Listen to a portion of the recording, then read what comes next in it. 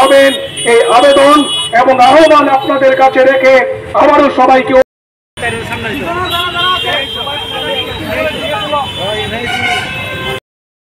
তাদেরকে নিরাপত্তা দেওয়ার চেষ্টা করুন। এটা আমি বলছি না যুবকের মিছিলে দাঁড়িয়ে, বামপন্থী কোন যুবকের সংগঠনে দাঁড়িয়ে।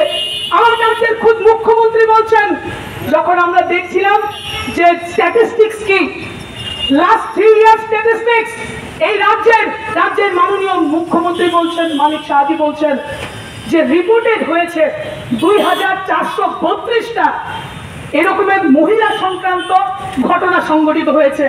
তার মধ্যে 2020 সালে যদি বলি 164টা রেপ কেস সেখানে সংঘটিত হয়েছে। 2021 সালের কথা যদি বলি সেখানে 154টা রেপ কেস সেখানে সংঘটিত হয়েছে এবং 2022 সালের মধ্যে 140টা রেপ কেস সংঘটিত হয়েছে, লিপিবদ্ধ হয়েছে পুলিশের খাতায়। এই জিনিসগুলি কি পরিসংখ্যান দেওয়ার বিষয়? এই জিনিসগুলি স্ট্যাটিস্টিক্স দেওয়ার বিষয়? এবং সত্যি কথা কি, অনেক মেয়েরা নির্যাতিতা হওয়ার পর লোক লজ্জার ভয়ে হয়তো বা পুলিশের কাছে দ্বারস্থ হতে চায় না, বিভিন্ন রকম ভাবে মিটিয়ে নেওয়ার চেষ্টা করেন, বিভিন্ন জায়গায় তারা নিজেদের কমপ্লেনগুলি ধরার চেষ্টা করেন না। কিন্তু আমার রাজ্যের মুখ্যমন্ত্রী সেখানে বলছেন যে মাত্র লাস্ট 3 ইয়ার্সে ক্রাইম এগেইনস্ট ওমেন লস যেগুলি হয়েছে, যে ইনসিডেন্টগুলি হয়েছে, তার মধ্যে লসেস কেস হচ্ছে 2432 অনলি। শব্দটা একটা নিরজ্জ প্রশাসক ছাড়া কেউ বলতে পারে না। মেয়েরা ধর্ষিত হয়, তখন তিনি গত 3 বছরের উপমা টেনে বলছেন যে 2432 শুধুমাত্র। এই যে অনলি শব্দটা ব্যবহার করেছেন, তার মধ্য দিয়ে পরিষ্কার বোঝা যায় যে কত বড় ন্যাক্কারজনক মানসিকতা সম্পন্ন উনি।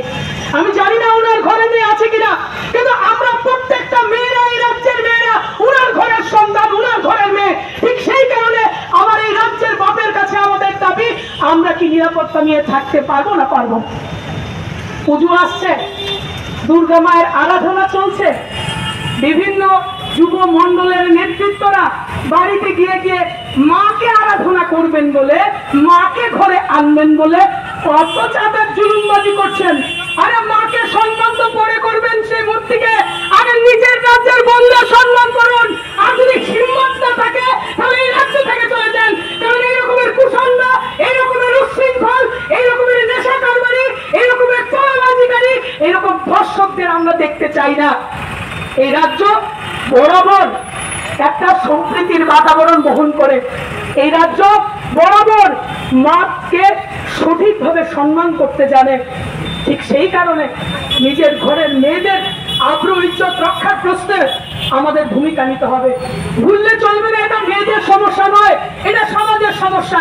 যারা ভাবছেন ক্রাইম হচ্ছে এগেইনস্ট ওমেন এন্ড এই জিনিসগুলি নিয়ে শুধুমাত্র মেয়েরা ভয়েস রাইজ করবে, যারা এই ধরনের ভাবছেন তাদের থিঙ্কিংটা লিমিটেড, তাদের ভাবনা চিন্তাটা সীমাবদ্ধ। মেয়ে ছাড়া এই জগৎ ভাবা যাবে না। আমরা বলি অর্ধেকটা আকাশের দাবি করি, এই অর্ধেকটা আকাশ আমাদের চাই। এই অন্ধকার রাজত্বে দাঁড়িয়ে আলোর সন্ধানে লড়াই চাই। আমরা প্রতিজ্ঞাবদ্ধ। পুলিশ কর্তাবাবুরা যতই জঘন্য কাজ করুক, কিংবা যতই চাপের কাছে নতি স্বীকার করুক, যতই দল দাসের ভূমিকা নেক, এই রাজ্যের মন্ত্রীরা, বিজেপিরা, যারা যারা আছেন, যে মন্ত্রীর ছেলে পর্যন্ত সেখানে মহিলা সংক্রান্ত ঘটনা সংঘটিত করে, ওই রকম প্রশাসনের কাছে, ওই রকম রাজনৈতিক দলের কাছে আমাদের চাওয়ার কিছু নেই।